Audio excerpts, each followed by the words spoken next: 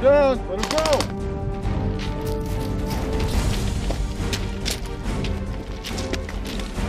You all right? Yeah, fine. Command, this is Bravo 6.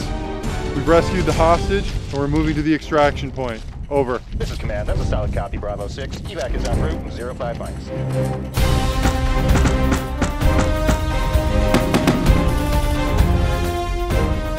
Hi, welcome to another episode of Rapid Fire Review, an airsoft gun review show brought to you by the people at PyramidAir.com. I'm your host, Barry Goodband.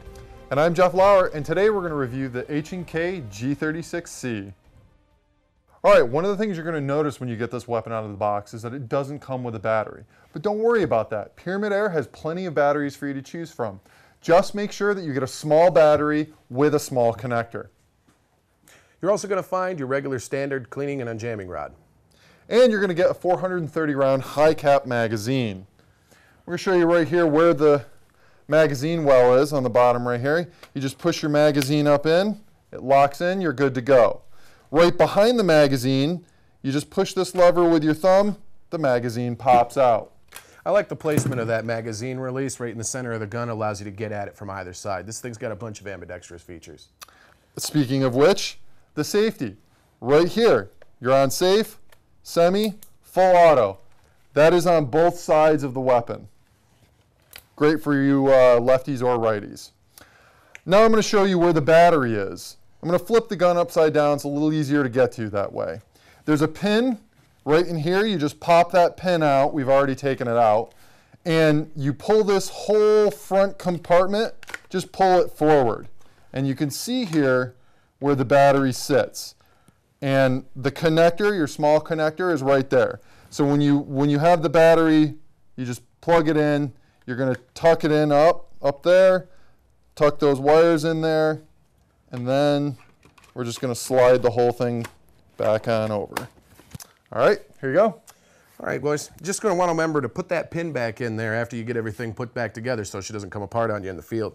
Absolutely. So we're going to take a look at the stock and the body on this piece, and you're going to notice that the whole thing is made out of a very, very solid polymer plastic body, and that's just like the real world counterpart. It's got some heft to it. You're going to feel this weapon. It's plastic, but there's some weight there. It's got a satisfying feel, actually. I like a little bit of heft in my guns. Yeah, yeah. We're going to move on here to the folding stock, which I think is probably one of the best designed folding stocks in the world right now. You got a thumb to press button right here. Just press down on it, and the stock folds away very quickly and easily. It's not going to move around on you unless you're ready to have it move. And you're not going to have another button to press or anything like that. Just give it a gentle tug, and it locks into position. Which is great for when you're going from outside to more of a CQB type of combat environment. Indeed.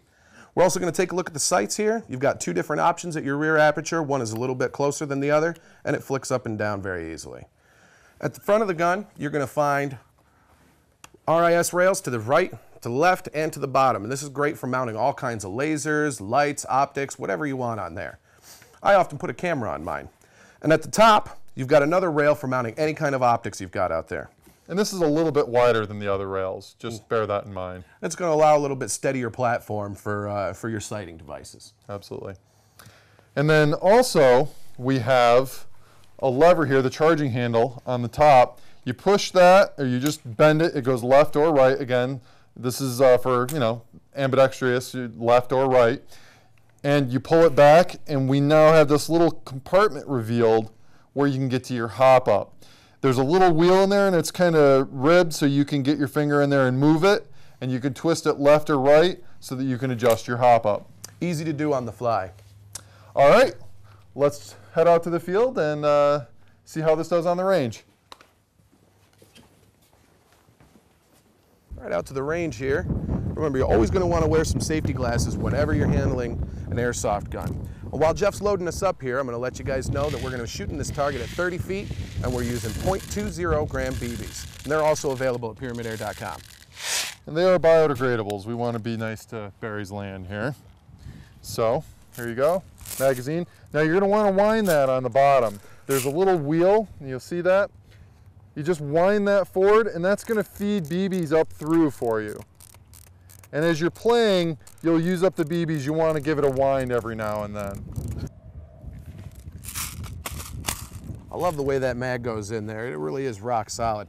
Another thing that I like about these magazines, some of them anyway, come in this sort of clear plastic. It allows you to see inside as to how many BBs you've got left. That could be really, really handy out in the field. All right, again, we're using 0.2 gram BBs, and we're gonna see what the feet per second is on this.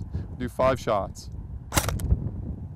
342, 338, 336, 344, and 348. They're right around that 340, 350 range. Pretty decent for 0.2s. Absolutely. All right, let's put it on full auto and see what we get there.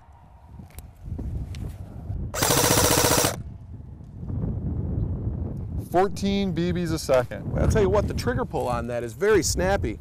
On a lot of the AEGs I've used, you pull the trigger and you got a good 1/10 of a second while the whole thing's winding up before it finally spits a BB out, but this thing's right Johnny on the spot.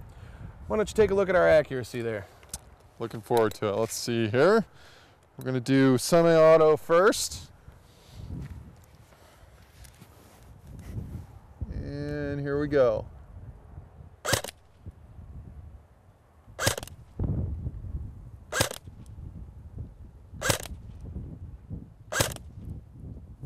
Excellent. Right on the money there. Let's give her a full auto blast and see what that pattern looks like.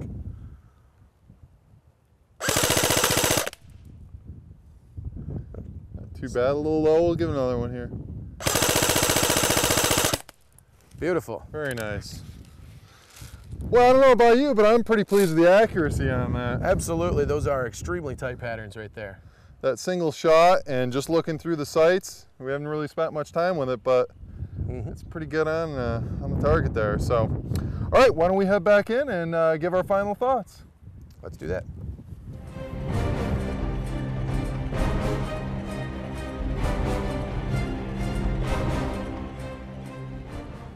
All right, we're back in from the range and pretty pleased with our findings out there. Absolutely. So Barry, what are your final thoughts on the H&K G36C? Well, you said it just now, and that's H&K. Heckler & Koch produces beautiful firearms, and this one really is an awesome airsoft replica. It put a very, very nice tight pattern on our target at 30 feet. I'm very impressed overall with the just overall quality of the gun. Absolutely. We have a couple of these in our group that we play with, and the reason why, and this is my final thought on this, is that in the wintertime, this mostly reinforced plastic body really helps deal with the cold weather. And these are definitely the most reliable weapons that we have ever used in the wintertime. It's true. When you're using a gun that's got mostly a metal body, the cold transfer to the battery compartment very, very, very quickly, and the gun just plain shuts down on you. The other thing is with the battery compartment up here in the forearm of the gun, you got your hand on there. That's going to keep it a little bit warmer, keep you in action a little bit longer. But absolutely, reliability in the cold weather is a premium, especially up here in New York where it does get cold for half the year. Yeah, and we play all year round, so, all right. Well, I think that's about all the time they gave us for this piece. But you guys keep your eyes open because we'll be back in the near future with another episode of Rapid Fire Review and another cool gun from PyramidAir.com. Until then, I'm your host, Barry Goodband. And I'm Jeff Lauer. And if you'd like to email us, you can reach us at rapidfirereview@PyramidAir.com. Or if you'd like, you can go on our YouTube channel and leave comments there. And one more thing before we go, guys.